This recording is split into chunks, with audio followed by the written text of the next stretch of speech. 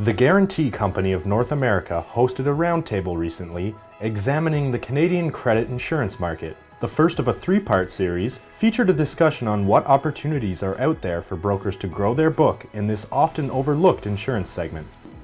Brokers that are watching this video are certainly going to be wondering about the opportunities for them to grow their book in this realm, and I just wondered if anybody has any comments with regard to how that can be done effectively and in a way that enables them to retain more customers. So, any thoughts further on that? You just got to have the conversation. You know, to your point, it's the obligation to do it. If you don't, you're putting your brokerage in a poor light, poor spot. Maybe this is a romantic worldview from the underwriter's side, but you know, I'm picturing the annual client review meeting where the broker is sitting down and discussing the coverages and saying, you know, here's the array of solutions. Now, are there new risks that you guys have assumed in the last year that we need to know about? That kind of discussion. And then there are new risks in the world, and you're probably mentioning things like cyber in that kind of discussion. And you are, I guess romantically, I'm picturing that, you know, more and more generalist brokers are going to be raising the question about receivables insurance.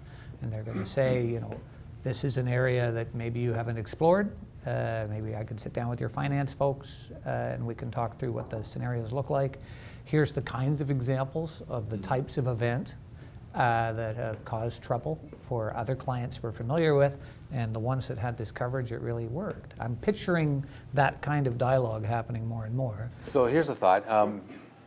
Do you think that some brokers are concerned that they'll raise the issue and then they'll want to go and seek a solution for the customer and there won't be adequate capacity to enable them to do that? Because we haven't talked about capacity. We talked about the way we can delve on solutions, but do you think there's adequate capacity in the market right now, Michael? Well, I think the insurers do have the appetite for risk. And what we touched on before, I mean, the markets are adapting to the current economic climate, the needs, the customer's needs.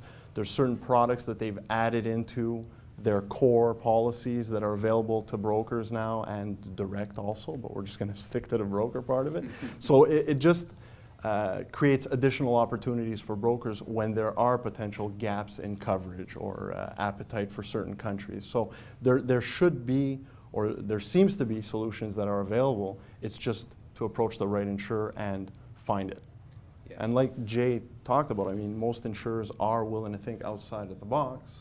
So, I mean, I've had many conversations, especially with Jay, where we're looking at things that are way out of the box, and we're able to structure things within reason, obviously. Mm-hmm. So there is a willingness to adapt and create certain products around what clients are actually looking for. Yeah. I don't know if that answers the question. Or. Yeah, it certainly does. Does anybody have anything else they'd like to talk about capacity? I think there's enough insurers in the marketplace to provide capacity. I think in the past, where we ran into issues were on specific names where there was no capacity, and it was because they were a bad risk, or there was a certain amount of risk that insurers were willing to take, and above and beyond that, there was a no-go. And I think we've sort of moved past that in recent times, except for a couple of really significantly well-known names in the marketplace. But you know, I think there's capacity, generally speaking, in the marketplace, such that that a client shouldn't be turned down on a policy. And the market's still soft, right? So the pricing really hasn't changed too much since 2008, I don't think, really. It's been pretty flat or soft. So that speaks to maybe not a need for more markets necessarily, but more education for people to tap into the available capacity that's there, because there's definitely capacity. I think that there is sufficient capacity, but I want to come back to Mike's comment about, you know, the broker's role to go and try to find out the generalist broker having some process to say, this is how you need to ask these questions. I think it's a great idea.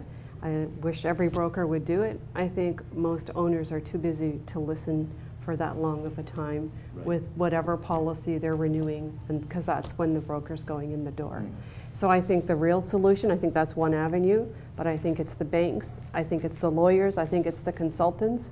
It's not that you hear it once, it's that you hear it a number of times, and then you start talking about it, and then you start thinking about it, and hopefully then they buy it. And that gestation period for the product is longer than your average because you're creating that need or you're opening that door.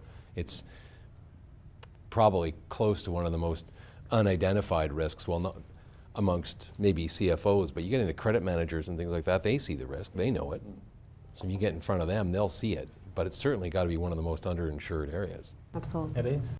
Look for part 2 of the roundtable, How to Better Manage Risk and Grow Sales.